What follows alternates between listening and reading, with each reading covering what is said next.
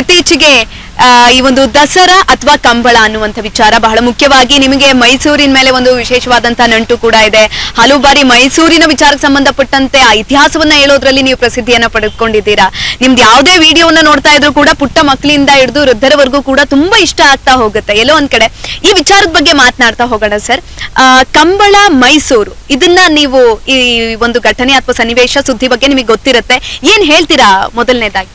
ನೋಡಿ, ಇದು ಹೇಳೋದಾದ್ರೆ ಕಂಬಳ ಶುರುವಾಗಿ ಒಂದು 900 ವರ್ಷ ಆಯ್ತು. ಆಳುಪರು ಅಂತ 1200 ವರ್ಷಗಳು ತುಂಬಾ ದೊಡ್ಡದಾದಂತ ಸಾಮ್ರಾಜ್ಯ ಈ ಕರ್ನಾಟಕದ 2000 ವರ್ಷದ ಇತಿಹಾಸದಲ್ಲಿ ಯಾರಾದ್ರೂ ಒಂದು ರಾಜವಂಶ ಅತಿ ಹೆಚ್ಚು ಕಾಲ ರಾಜ್ಯ ಆಳಿದ್ರೆ ಅದು ಆಳುಪರು. 1200 ವರ್ಷ ಒಂದೇ ರಾಜವಂಶ ಆಳುತ್ತೆ ಅನ್ನೋದು ಅದು ತುಂಬಾ ದೊಡ್ಡ ವಿಚಾರ. 1200 ಇಯರ್ಸ್ ಅವರ ಕಾಲದಲ್ಲಿ ಕಂಬಳದ ಕ್ರೀಡೆ ಶುರುವಾಯಿತು. ಆಯ್ತಾ? ಈ ದಸರಾ ಶುರುವಾಗಿದ್ದು ವಿಜಯನಗರ, ಅಂದ್ರೆ ದಸರಾ ಶುರುವಾಗಿದ್ದು ಅದಾದ್ಮೇಲೆ ಬಂದಂತ ನಮ್ಮ ಯಾರು ಗಂಡುಗಲಿ ಕುಮಾರರಾಮ ಶುರು ಮಾಡಿದ್ದು 1300ರಿಂದ 1328ರವರೆಗೆ ಆಳದಂತ ಗಂಡುಗಲಿ ಕುಮಾರರಾಮ. ಅದಾದ್ಮೇಲೆ ಅದು ವಿಜಯನಗರದ ಅರಸರಿಗೆ ಬಂತು. ವಿಜಯನಗರದ ಅರಸರು 1336ರಿಂದ 1565ರವರೆಗೆ 1610ರವರೆಗೆ ದಸರಾವನ್ನ ಮಾಡಿದ್ರು. 1610ರಿಂದ ಇಲ್ಲಿವರೆಗೂ ನಾವು ದಸರಾ ಮಾಡ್ಕೊಂಡ್ ಬಂದಿದ್ದೀವಿ. ಇಷ್ಟೂ ದಿನಗಳಲ್ಲಿ 1300ರಿಂದ 1947ರವರೆಗೆ ಅಂದ್ರೆ ಯಜಮಾಸು 400, 500, 600, 700, 800, 900 600 ವರ್ಷ ದಸರಾ ನಡೆದಿದ್ರು ಎಲ್ಲೂ ನಾವು ಕಂಬಳನ ತಗೊಂಡ್ಬರ್ಲಿಲ್ಲ. ಕಂಬಳ 900 ವರ್ಷದಿಂದಾನು ನಡೀತಾ ಇತ್ತು. ಅರ್ಥ ಆಯ್ತಾ ನಿಮ್ಗೆ? ಅಂದ್ರೆ ನಾವು ದಸರಾ ಶುರು ಮಾಡೋ ಅಷ್ಟೊತ್ತಿಗಾಗ್ಲೇ ಕಂಬಳ ಶುರುವಾಗಿ ಒಂದು ಶತಮಾನ ಕಳೆದೋಗಿತ್ತಮ್ಮ ಅಲ್ವಾ? ಯಾವ ರಾಜರು ಯಾಕೆ ಕಂಬಳನ ನಾವು ಹಾಕ್ಬೇಕು ಅಂತ ಹಂಪಿಲಿ ಯಾಕೆ ಮಾಡ್ಲಿಲ್ಲ? 300 ವರ್ಷ ಹಂಪಿಯ ವೈಭವ, ದಸರದ ವೈಭವ ನೋಡೋದಕ್ಕೆ ಪೋರ್ಚುಗೀಸ್ ಇಂದ ಜನ ಬರ್ತಾ ಇದ್ರು ಆ ಕಾಲಕ್ಕೆ, ಚೈನಾದಿಂದ ಬರ್ತಾ ಇದ್ರು ಆ ಕಾಲಕ್ಕೆ, ಇಂಗ್ಲೆಂಡ್ ನಿಂದ ಬರ್ತಾ ಇದ್ರು ಆ ಕಾಲಕ್ಕೆ, ಯುರೋಪಿನ ಎಲ್ಲ ದೇಶಗಳಿಂದ ಹಂಪಿನ ನೋಡಕ್ ಬರ್ತಾರೆ. ಅವಾಗ ಯಾಕೆ ಇದನ್ನ ಮಾಡಿಸ್ಲಿಲ್ಲ? ಮಾಡಿಸ್ಬೇಕಿತ್ತಲ್ವಾ?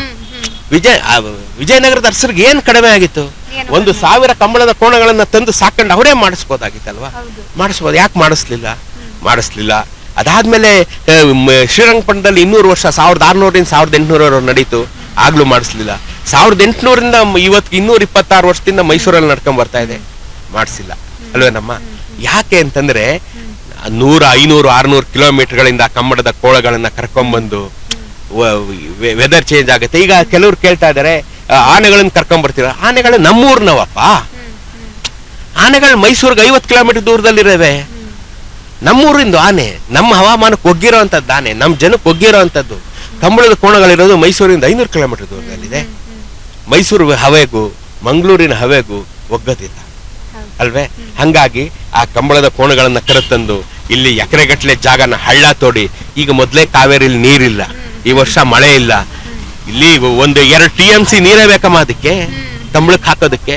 ಆ ನೀರು ತಂದು ಸುರಿದು ಈ ಗದ್ದೆ ಮಾಡಿ ಗದ್ದೆಯಲ್ಲಿ ಓಡಿಸ್ಕೊಂಡು ಅದನ್ನ ಈ ಒಂದು ಕೃತಕವಾದಂತ ಒಂದು ಮನೋರಂಜನೆ ಬೇಡ ನಮ್ಗೆ. ಯಾರಿಗಾರು ಕಂಬಳದ ಒಂದು ನೋಡೋ ಆಸೆ ಇದ್ರೆ ಅಲ್ಲೇ ಹೋಗಿ ನೋಡ್ಲಿ ಅಂತ ನನ್ನ ಒಂದು ಅನಿಸಿಕೆ. ಈ ಕಾಂತಾರ ಅಂತ ಒಂದು ಸಿನಿಮಾ ಬಂತು, ದೈವಗಳ ಸಿನಿಮಾ, ನೀವು ನೋಡಿರ್ಬೋದು. ಆಗ ಮಂಗಳೂರನ್ನ ದಾಟಿದಂತ ದೈವಗಳು ಬೇರೆ ಊರಿನಲ್ಲೂ ಬರೋದಕ್ಕೆ ಶುರುವಾಯ್ತು, ಮೈಸೂರಿನಲ್ಲೂ ಬಂತು. ಅದ್ ನಿಲ್ಲಿಲ್ಲ, ಹೊರಟಾಯ್ತು. ಯಾಕೆ ಹೊರಟಾಯ್ತು ಹೇಳಿ? ಅದು ನಮ್ಗೆ ಆಪ್ತವಾಗ್ಲಿಲ್ಲ ಮೈಸೂರಿನ ಜನಕ್ಕೆ. ದೈವ ಇದ್ದಲ್ಲಿರ್ಬೇಕು, ನಾವು ದೈವದ ಹತ್ರ ಹೋಗ್ಬೇಕಲ್ವೇ? ದೈವ ನಮ್ಮ ಹತ್ರ ಬರಬಾರ್ದು ಅಲ್ವಾ? ನಾವು ಚಾಮುಂಡಿ ಬೆಟ್ಟಕ್ಕೆ ಹೋಗ್ತೀವಿ, ನಾವು ಧರ್ಮಸ್ಥಳಕ್ಕೆ ಹೋಗ್ತೀವಿ, ನಾವು ಕುಕ್ಕೆ ಸುಬ್ರಹ್ಮಣ್ಯಂಗೆ ಹೋಗ್ತೀವಿ ಹೊರತು ಅದು ನಮ್ಮೂರಿಗೆ ಬರುತ್ತೆ ಬರಬಾರ್ದಲ್ವೇ? ಹಂಗೆ ಕಂಬಳನು ಬರಬಾರ್ದು. ಅದು ದೈವಿ ಪ್ರಕ್ರಿಯೆ. ಕಂಬಳಗೆ ಓಣೋ ಅಂತ ಕೋಣಗಳು ದೇವರ ಸಮಾನ, ಅವನ್ನ ನಮ್ಮೂರಿಗೆ ಕರ್ಸ್ಬಾರ್ದು, ನಾವು ಅಲ್ಲಿಗೆ ಹೋಗ್ಬೇಕಮ್ಮ. ಹಂಗಾಗಿ ನಾನು ಇದನ್ನ ಮಾಡ್ತಿರೋ ಅಂತವ್ರು ಎಲ್ಲರೂ ನಾನು ಸವಿನಯ ಪ್ರಾರ್ಥನೆ ಮಾಡ್ತೀನಿ. ಈಗ ಸಾಕು, ದಸರೆ ಈಗ ಕಮರ್ಷಿಯಲ್ ಆಗೋಗಿದೆ. ಈಗ ಸಾಂಪ್ರದಾಯಿಕ ದಸರಾ ಹೊರಟೋಗಿ ಕಮರ್ಷಿಯಲ್ ದಸರಾ ಆಗ್ಬಿಟ್ಟಿದೆ. ಈಗ ಎಲ್ಲ ಕಡೆ ದುಡ್ಡು, ಎಲ್ಲ ಕಡೆ ಬರೀ ದುಡ್ಡು ಮಾಡುವಂತದ್ದೇ ಆಗೋಗಿದೆ. ದಯಮಾಡಿ ಇದನ್ನೂ ಒಂದು ಕಮರ್ಷಿಯಲ್ ಆಗಿ ತರಬೇಡಿ. ಕಂಬಳಕ್ಕೆ ತನ್ನದೇ ಆದಂತ ಒಂದು ಪಾವಿತ್ರ್ಯತೆ ಇದೆ, ಅದನ್ನ ಅಷ್ಟೇ ದೃಷ್ಟಿಯಿಂದ ನಾವು ನೋಡೋಣ. ಆ ಪವಿತ್ರತೆನ ನಾವು ಉಳಿಸ್ಕೊಳ್ಳೋಣ. ಅಲ್ಲೇ ಹೋಗಿ ನಾವು ನೋಡೋದಾಗ್ಲಿ, ದಯಮಾಡಿ ಇಲ್ಲಿಗೆ ತರಬೇಡಿ ಅಂತ ನನ್ನ ಸವಿನಯ ಪ್ರಾರ್ಥನೆ. ಎಸ್ ಸರ್, ನೀವು ಹೇಳ್ತಾ ಇದ್ರಿ ಎಲ್ಲೋ ಒಂದ್ ಕಡೆ ದಸರಾ ವೇದಿಕೆಯಲ್ಲಿ ಕಂಬಳವನ್ನ ಪರಿಚಯಿಸೋದೇನಿದೆ ಅದು ಬೇಡ, ಕರಾವಳಿ ಭಾಗದಲ್ಲಿ ಏನು ಕಂಬಳವನ್ನ ಮಾಡ್ಕೊಂತಾ ಬಂದಿದ್ದಾರೆ ಅದನ್ನ ಹಾಗೆ ಯಥಾಸ್ಥಿತಿಯಲ್ಲಿ ಮುಂದುವರಿಸಲಿ, ಅಲ್ಲಿಗೆ ಹೋಗಿ ನೋಡ್ಲಿ ಅಂತ ಹೇಳ್ತಿದ್ದೀರಾ. ಇನ್ನೊಂದು ಭಾಗದಲ್ಲಿ 900,000 ಇತಿಹಾಸವನ್ನ ಇದೆ ಅಂತ ನೀವೇ ಹೇಳಿದ್ರಿ. ಎಲ್ಲೋ ಒಂದ್ ಕಡೆ ಈ ಸಂದರ್ಭದಲ್ಲಿ ನೋಡೋದಾದ್ರೆ ಈ ಪ್ರಾಣಿ ಹಿಂಸೆ ಆಗಿರ್ಬೋದು, ಅಥವಾ ನಾವು ಸಾಕಷ್ಟು ನೀರ್ಗಳು ಕೂಡ ಬೇಕಾಗತ್ತೆ. ಈ ನೀರನ್ನ ಪೋಲ್ ಮಾಡುವಂತದ್ದಾಗಿರ್ಬೋದು. ಇದ್ರ ಬಗ್ಗೆ ಏನ್ ಹೇಳ್ತೀರಾ? ಪ್ರಾಣಿ ದಯೆಯಿಂದಲೂ ಕೂಡ ಆಲ್ರೆಡಿ ನೋಡಿ, ಈಗ ಮೈಸೂರಿನಲ್ಲಿ 27 ಎಕರೆ ಏನ್ ಮರಗಳಿತ್ತು ಎಲ್ಲ ಕಡ್ದಾಕ್ಬಿಟ್ಟಿದ್ದಾರೆ, ನೆಲ ಎಲ್ಲ ಬಗದಾಕ್ಬಿಟ್ಟಿದ್ದಾರೆ. ಈಗ ಆಲ್ರೆಡಿ ಅವ್ರ ಮೇಲೆ ಏನೋ ಈಗ ಕಾನೂನು ಕ್ರಮ ತಗೋಬೇಕು ಅಂತ ಏನೋ ಮಾತಾಗ್ತಾ ಇದೆ. ಅದೇನೋ ನಡೀತಾ ಇದೆ ಮೈಸೂರಲ್ಲಿ, ಅದೇನೋ ಒಂದು ಗಲಾಟೆ ನಡೀತಾ ಇದೆ. ಇದು ಆತ್ರಕ್ಕೆ ಬಿದ್ದಂತ ನಿರ್ಧಾರ ಅಂತ ನನ್ಗನ್ಸುತ್ತೆ. ಇದನ್ನ ಯಾವತ್ತು ಜನಸಾಮಾನ್ಯರು ಮೈಸೂರಿನವರು ಒಪ್ಪೋದಿಲ್ಲ. ಈಗ ಪ್ರಜಾಪ್ರಭುತ್ವ, ಜನಗಳ ಅಭಿಪ್ರಾಯನೂ ನೀವು ಕೇಳ್ಬೇಕಲ್ವೇ? ನೀವು ಜನಗಳ ಮೇಲೆ ಏನು ಹೇರಕ್ಕಾಗಲ್ಲ ಅಲ್ವೇ? ಇದು ಯುದ್ಧ ಕಾಲ ಅಲ್ಲ, ಜನ ಅಡ್ಜಸ್ಟ್ ಮಾಡ್ಕೊಳಕ್ಕೆ, ಶಾಂತಿ ಕಾಲ. ಸೊ ಜನ ಏನ್ ಬೇಕೋ ಅದನ್ನ ತಗೋತಾರೆ. 600-700 ವರ್ಷಗಳಿಂದ ನಡೆದ ದಸರಾದಲ್ಲಿ ಇಲ್ಲದಂತ ಕಂಬಳ ಇವತ್ತು ಯಾಕೆ ಅನ್ನೋದಷ್ಟೇ ಮೈಸೂರಿಗರ ಪ್ರಶ್ನೆ. ಅರ್ಥ ಆಯ್ತೆ? ನಾವು ಮೈಸೂರಿನವ್ರು ಯಾರು ಬೇಕು ಕಂಬಳ ಅವರಲ್ಲೇ ಹೋಗಿ ನೋಡ್ತಾರೆ, ಖಂಡಿತವಾಗಿ ಅವರಲ್ಲೇ ಹೋಗಿ ನೋಡ್ತಾರೆ. ಈಗ ನಾಳೆ ಇವತ್ತು ಅದ್ ಬೇಕು ಅಂತೀವಿ, ನಾಳೆ ಇನ್ನೊಂದೇನೋ ನಾರ್ತ್ ಇಂಡಿಯಾದಲ್ಲಿ ಏನೋ ನಡೆಯುತ್ತೆ, ಅಲ್ಲಿಂದ ಅದನ್ನ ತಗೊಂಬನ್ನಿ ಅಂತೀವಿ. ಇನ್ನೆಲ್ಲೋ ಶ್ರೀಲಂಕಾದಿಂದ ಹಾವಿನ ಡ್ಯಾನ್ಸ್ ಬರುತ್ತೆ, ಹಾವು ತಗೊಂಬ, ಇವೆಲ್ಲ ನಡೆಯುತ್ತಾ? ಇವೆಲ್ಲ ಸರಿ ಇಲ್ಲ ಅಲ್ವೇ? ಅಲ್ಲಿಂದ ತರಿಸಿ ಇಲ್ಲಿಂದ ಮೈಸೂರು ಕತೆ ಏನಾಗ್ಬೇಕು ಅದೇ ಹೇಳಿ ನೀವು. ಮೈಸೂರು ಕತೆ ಏನಾಗ್ಬೇಕು? ಮೈಸೂರವ್ರು ಇದೆಲ್ಲ ಹೆಂಗ್ ತಡಿಬೇಕು ಅದನ್ನ ಅಲ್ವೇ? ಆಮೇಲೆ ಈಗ ನಾವು ಮೈಸೂರು ದಸರಾ ಅಂದ್ರೆ ನಾವು ಗೊಂಬೆ ಕೂರ್ಸೋ ಹಬ್ಬ, ನಾವು ರಾಜರನ್ನ ಪೂಜಿಸುವಂತ ಹಬ್ಬ, ಆನೆಗಳನ್ನ ಪೂಜಿಸುವಂತ ಹಬ್ಬ. ನಮ್ಗೆ ಅದು ಪೂಜೆ ಮಾಡೋ ಹಬ್ಬ. ಅದು ಹೊರಗಡೆಯವ್ರಿಗೆ ಅದು ಎಂಟರ್ಟೈನ್ಮೆಂಟ್. ಕನ್ನಡಿಗರಿಗೆ ನಮಗ್ ಪೂಜೆ. ನವರಾತ್ರಿ 9 ದಿನ ಉಪವಾಸ ಮಾಡ್ತೀವಿ, ಪೂಜೆ ಮಾಡ್ತೀವಿ, ದಿನ ಒಂದೊಂದು ಚೆರುಪ್ ಮಾಡಿ ಚಿಕ್ಕ ಹೆಣ್ಮಕ್ಳು ಕರೆದು ಕೊಡ್ತೀವಿ ನಾವು ಮೈಸೂರಲ್ಲಿ. ಪುಟ್ ಮಕ್ಕಳು ತಾಯಿ ಚಾಮುಂಡೇಶ್ವರಿ ಸ್ವರೂಪ ಅಂತ ನಾವು ಭಾವಿಸ್ತೀವಿ, ಕೊಡ್ತೀವಿ. ಸರಸ್ವತಿ ಪೂಜೆ ದಿನ ಪುಸ್ತಕ ಇಟ್ಟು ಪೂಜೆ ಮಾಡ್ತೀವಿ, ದುರ್ಗಾಷ್ಟಮಿ ಮಾಡ್ತೀವಿ, ಆಯುಧ ಪೂಜೆ ಮಾಡ್ತೀವಿ, ವಿಜಯ ಇವೆಲ್ಲ ನಮ್ ಪೂಜೆ ಅಲ್ವೇ ನಮ್ಮ ಮೈಸೂರಿಗರಿಗೆ? ಈ ಪೂಜೆನ ಪೂಜೆ ತರ ಉಳಿಸ್ಕೊಳ್ಳಿ ಅಲ್ವೇ? ಇಲ್ಲಿ ಏನೋ ನೀವು ಕಮರ್ಷಿಯಲ್ ಆಗಿ ನೀವು ಕೋಣ ತಂದು ಹಾಕೊಟ್ಟು ಅದಕ್ಕೊಂದು ಆ ಕಥೆಗಳು ಮಾಡ್ಕೊಂಡು ಏನೋ ಹೆಚ್ಚು ಕಡಿಮೆ ಹಾಕಿ ಯಾವ್ದೋ ಕೋಣಕ್ಕೆ ಏನೋ ಹುಷಾರ್ ತಪ್ಪೋಯ್ತವ. ಯಾರು ಇದಕ್ಕೆಲ್ಲ ಹೊಣೆ ಅಲ್ವೇ? ಅದಕ್ಕೆ ದಯಮಾಡಿ ಬೇಡಿ. ಸರ್, ನೀವು ಇತಿಹಾಸಕಾರರಾಗಿರೋದ್ರಿಂದ ಬಹಳ ಮುಖ್ಯವಾದಂತಹ ಪ್ರಶ್ನೆ ನಿಮಗೆ. ಕಂಬಳಕ್ಕೂ ಮೈಸೂರು ದಸರಾಕ್ಕೂ ಅಥವಾ ಮೈಸೂರಿಗೂ ಇತಿಹಾಸದಲ್ಲಿ ಏನಾದ್ರೂ ನಂಟಿತ್ತ? ಆ ನಂಟಿನಿಂದ ಈ ಪ್ರಸ್ತುತವಾಗಿ ಏನು ಇರ್ಲಿಲ್ಲಮ್ಮ, ಏನು ಇರ್ಲಿಲ್ಲ. ಈ ಮೈಸೂರು ಇತಿಹಾಸದ ಯಾವುದೇ ಪುಟದಲ್ಲೂ ಕಂಬಳ ನಡೆದ ಉದಾಹರಣೆಗಳಿಲ್ಲ. ಇದ್ದಿದ್ರೆ ಅದು ನಾವು ಜಾಗ ಪತ್ತೆ ಹಚ್ಚದೆ ಬಿಡ್ತಾ ಇದ್ವಿ. ಇಲ್ಲಿವರೆಗೆ ನಮ್ ಸೀನಿಯರ್ ಇತಿಹಾಸಕಾರರೆಲ್ಲ ಪತ್ತೆ ಹಚ್ಚಿಬಿಡ್ತಾ ಇದ್ರು. ಎಲ್ಲೂ ಒಂದೇ ಒಂದು ಸಾಲಲ್ಲಿ ಇಲ್ಲ. ಅದು ಸಂಪೂರ್ಣವಾಗಿ ಮಂಗಳೂರಿನ ದೈವಗಳು, ಮಂಗಳೂರಿನ ಕಂಬಳ, ಮಂಗಳೂರಿನ ಒಂದು ಏನಿದೆ ಅದು ಅಲ್ಲಿದೆ ಆಸ್ತಿಯಾಗಿ ಉಳ್ಕೊಂಡಿದೆ ಅಲ್ವಾ?